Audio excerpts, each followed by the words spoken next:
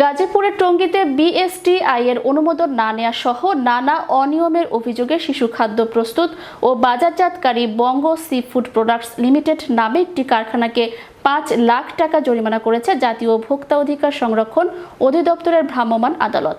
বৃহস্পতিবার বিকেলে জাতীয় ভোক্তা অধিকার সংরক্ষণ অধিদপ্তরের সহকারী পরিচালক আব্দুল জব্বার মণ্ডল নেতৃত্বে ভ্রাম্যমাণ আদালত পরিচালিত হয়। এ সময় ওই প্রতিষ্ঠানের মালিককে কারখানার পরিবেশ উন্নয়ন, মাইক্রোবায়োলজি ল্যাবের পরিবেশ উন্নতি, বিএসটিআই এর অনুমোদন ছাড়া বিএসটিআই এর লোগো ব্যবহার না করার জন্য নির্দেশনা দেয় ভ্রাম্যমাণ আদালত।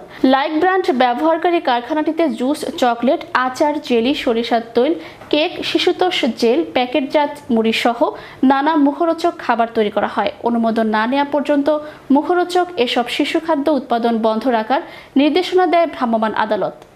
বঙ্গ সি ফুড প্রোডাক্টস এইখানে বিভিন্ন রকমের শিশু খাদ্য তৈরি করা হয়।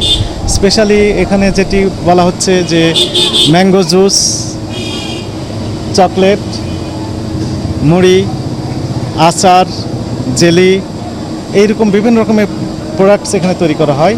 তো এইখানে যেটি আমরা পেলাম যে মুড়ি, আচার, সরিষার তেল, mister edible gel, Robin Hood drinks, baby toast, super toast, মুড়ি, হলুদ গুঁড়ো, এইগুলো তৈরি করা হচ্ছে অবৈধভাবে। এবং মালিক কর্তৃপক্ষ বলছে যে কিছু কিছু প্রোডাক্ট বিদেশে এক্সপোর্ট করে, কিন্তু এক্সপোর্ট করলেও সেখানে বিএসটিআই এর লোগো ব্যবহার করা হয়েছে, অথচ বিএসটিআই থেকে কোনো অনুমোদন নেওয়া নেই।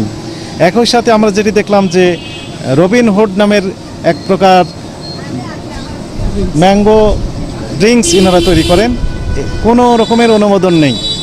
এবং গত মাস পর্যন্ত তারা তৈরি করেছে, আজকেও হয়তো তৈরি করেছে, কিন্তু তারা গোপন করেছে, কিন্তু কোনো রকমের বিএসটিআই এর অনুমোদন নেই, অথচ বিএসটিআই লোগো তারা ব্যবহার করেছে।